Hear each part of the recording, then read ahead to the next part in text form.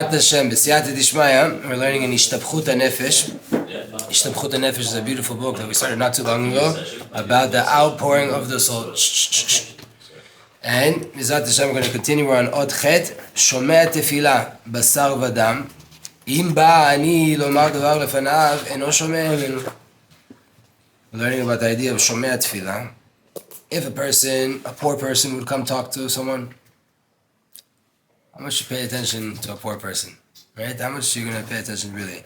If a rich person comes to say something in front of you, immediately you would hear it and accept it. Hashem's not that way. Hashem's not that way. Everybody's equal in front of Hashem. The women, the slaves, the poor people, in front of Hashem, everybody's equally created. You're all creations. There's a creator. Everything else in the world, including the flies and mosquitoes, are creations.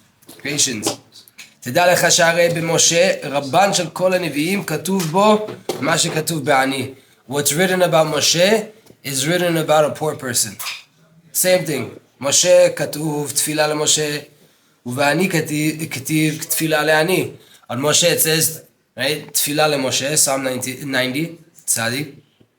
And then you have in Tehillim Kuf Bet, it says Tefillah le-Ani, a prayer for the poor. So they both have. In Tehillim, you have the poor person's prayer, you have Moshe Rabbeinu's prayer, and they both start the same way. Lo diacha, to make it known to you, sha'kol shavim b'tefillah lifnei hamakom, that everybody is equal when it comes to tefillah in front of Hashem Yitbarach. He looks at all of us equally.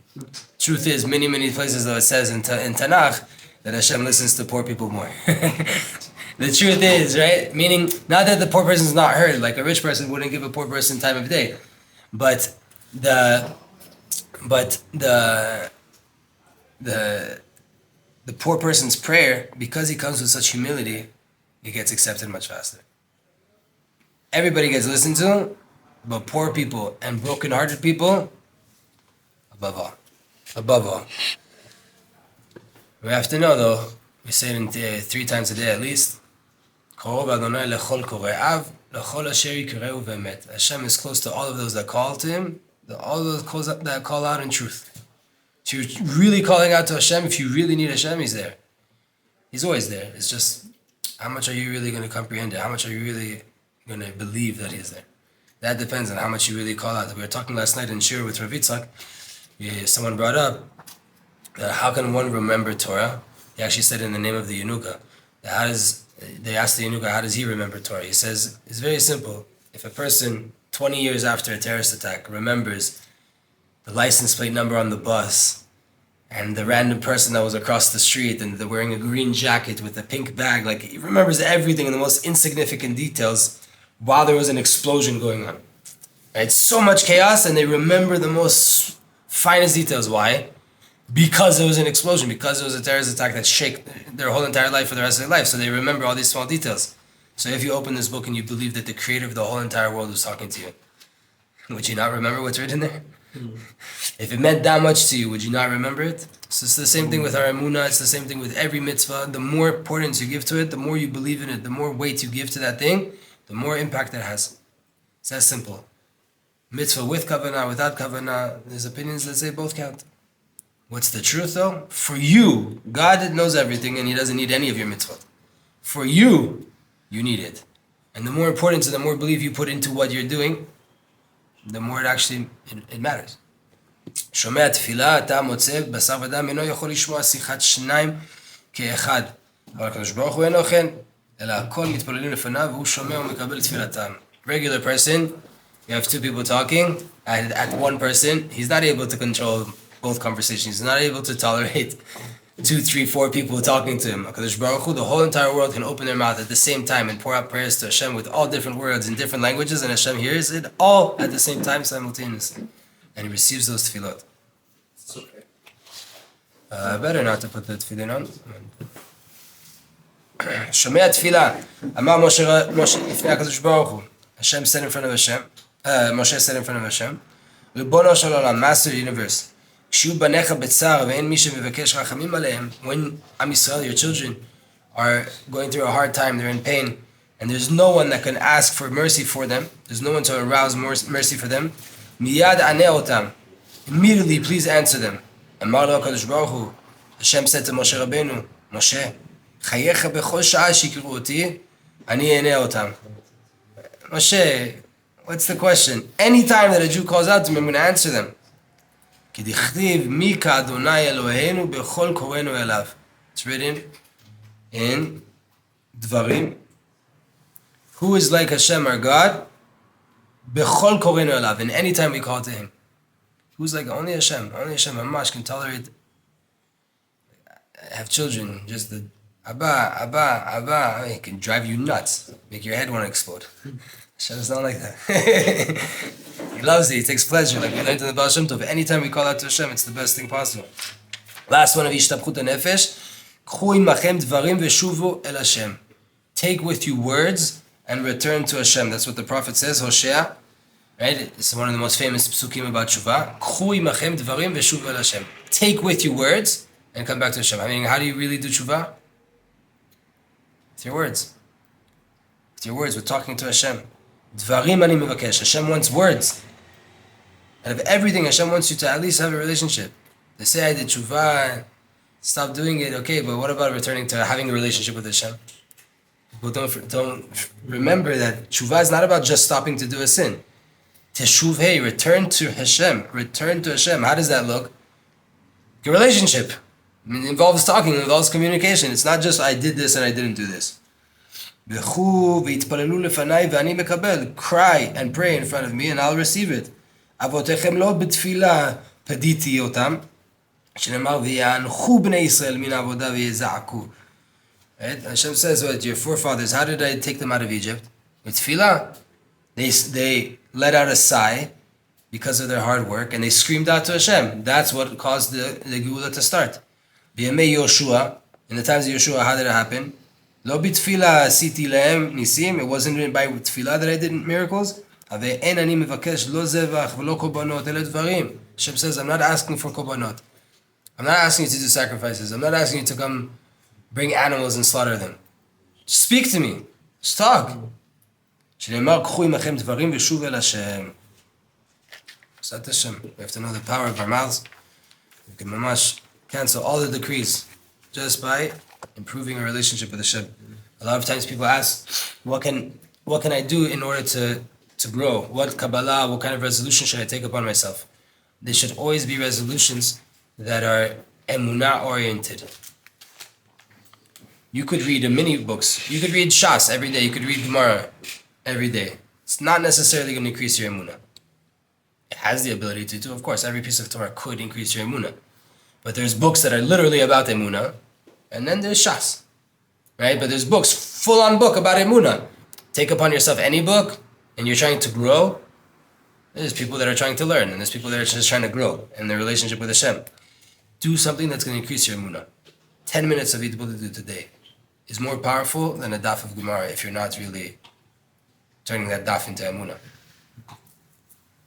Once the relationship with Hashem starts, now you know, because I have a relationship, I want to know you more, Hashem. So you go into deeper Torahs. Right? But first, if you don't even have that relationship, you have to do something to create that. That's the most important thing. Emunah. How do you know when it's time to start going into the deeper levels of Torah? You know, when you... First of all, you never stop learning Emunah. It's something we have to learn all the time. But honestly, it gets boring just learning Emunah all day long. It gets boring because the messages are the same thing. God's everywhere, God's everything, believe in it. We have to hear that a million gazillion times. With that said, if you're a smart person with a brain, at a certain point you need to learn it. You need to learn Torah. You need to start developing, right, your actual knowledge of God. And when you do that, don't think now, I'm learning real Torah, I'm learning Shas, so I don't need to read Rav Arush's Gana Emunah. No, you need to read all of Rav Arush's books and all the other Emunah books and any Bitachon books you can. And you need all of that. But Torah is Torah. We also need to understand the Chumash and understand Rashi and get through Mishnayot and Gemara, Zohar. There's a lot to learn. And it's much deeper than just... But It's a balance. It's a balance we always need to do. Back in the day, no one would learn emunah. It's like looked down upon. Now in our generation, it's more needed than anything, right? So, but the truth is, we have to find a balance. A person can't really. You see this a lot. When I say this out, right? You see a lot of Balei Tshuva that they get stuck in the Jewish self-help books. They never really get into Torah. It's not a. It's okay. Baruch Hashem, they're reading books and they're learning Torah. It's also considered Torah. But at a certain point, you have to elevate into Torah. You have to really get into Torah. And Torah that's Torah, not just pick me up Torah, right? You have to do that, and then I promise you, once you start to do that, again, Mishnah Berurah, Shulchan Aruch, these kinds of things, that's already counts. It counts.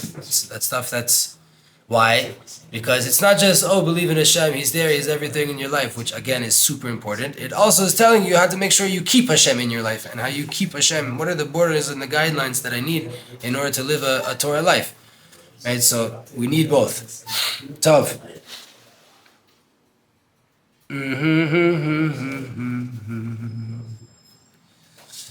כשצריך האדם לעלות, this is from Yeshivat Nafesh, the second part, right? The revive my soul, restore my soul. Someone asked online, is it called revive my soul or restore my soul? So mine is called revive my soul, and the majority of the ones that are out there are called restore my soul.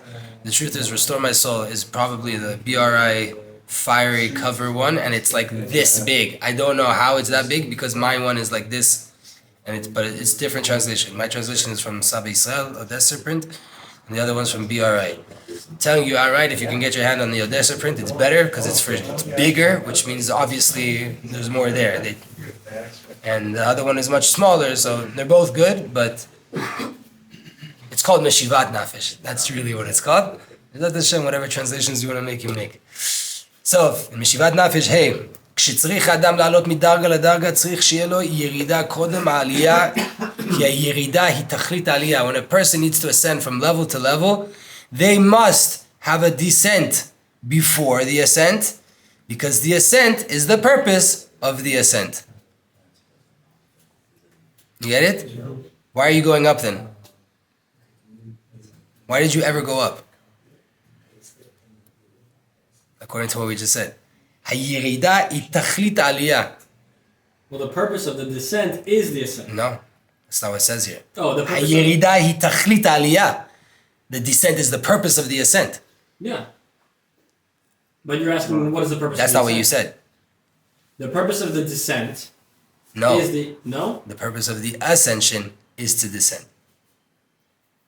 Why did you learn Torah here right now? Why are you in a Beit Midrash? Beit Midrash is going to end in this world. But you're only here for a few hours, and then you're going to descend into the world. So what was the purpose of being here? To take it back with you. Into the lower realms. Mm-hmm. So what's the purpose of going up? Anytime Hashem gave you a high, I'll give you a story like this. I had a roommate back in the day, after I left yeshiva, that he wasn't so healthy mentally. Mental health was struggling. Everybody in Am Yisrael that has these problems be healed and get every help that they need. He was struggling and he was on pills. One Friday, went to the mikveh. And I tell you, a mikveh, like, out of this world. Not the physical mikveh. The experience of the dip was, like, amazing. Going into Shabbat, like, hot.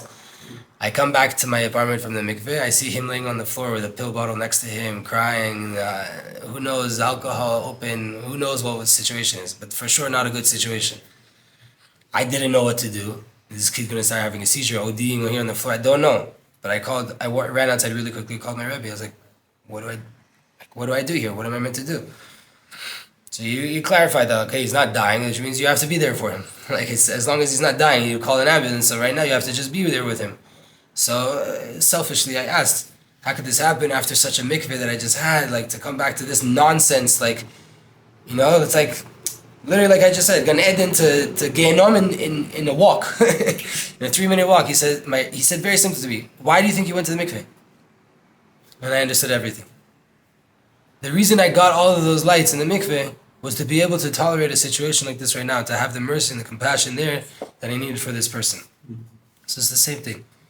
The descent is the reason you went up, not the other way around. Although it does go both ways, right? Because like the slingshot, you pull the slingshot back, that's the descent, in order for it to shoot forward. So the hardships also are pulling us back so that we can spring forward.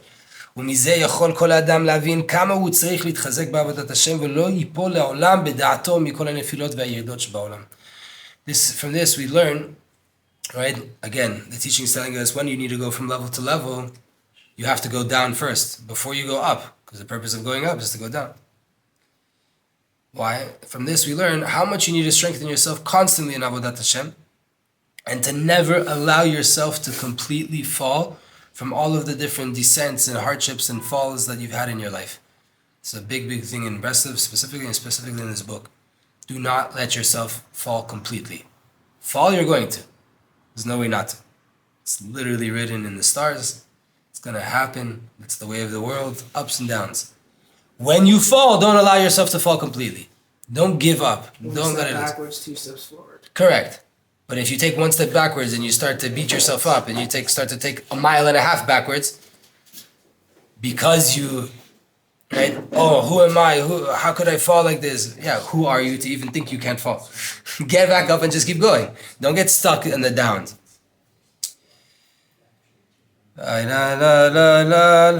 שבעולם אם מתאמץ ויתחזק לבלי להסתכל על זה בשום אופן, you have to strengthen yourself, you have to do whatever it is, be courageous, push forward, don't look at the downfall at all, אפילו אם יעבור עליו מה, no matter what happens to you, don't look at it. יזכה לה בסוף שיתהפכו כל הירידות לעליות גדולות. In the end you'll merit that all of the descents will become big ascents, will become big moments of growth, כי הירידה היא תכלית העלייה, because the whole entire purpose that you went up is to go back down. Is to go back down. ויש בזה הרבה לדבר, כי כל אחד שנפל למקום שנפל, he says there's a lot to talk about this in this topic, because everybody, in their mind it appears, I fell to wherever I fell, right? And everything we're saying here has nothing to do with me. Obviously the story is, yeah, the Torah is relevant for everybody in the world except for me. I'm so bad that this can't be talking about me. כי נדמה לו שעלה ואינם נאמרים רק לגדולים במעלה עולים בכל פעם מדרגה לדרגה. You think this is not talking about you? You think it's only talking about the big tzaddikim that go all the time from level to level? It's not the case. אבל באמת תדע ותאמין כי כל הדברים אלו נאמרים גם על הקטן שבקטנים. Everything we're saying here is said even about the smallest, most simplest Jew possible. והגרוע שבגרועים, the worst of the worst, this is also said about them. When they want to ascend from level to level, they can't look at all their bad. Stop looking at the bad. If you're trying to go from level to level, then get up and go to level. You're going to look at all the bad, you'll never make progress in your life. כי השם יתברך טוב לכל תמיד. Hashem, blessed be He, is good to everyone always. We have to know that. We have to know who we're talking about here. The Baruch Hu is good. He's the root of good. It's nothing bad. B'zat Hashem. I think that's enough chizuk for today from there. Hashem Yitbarach.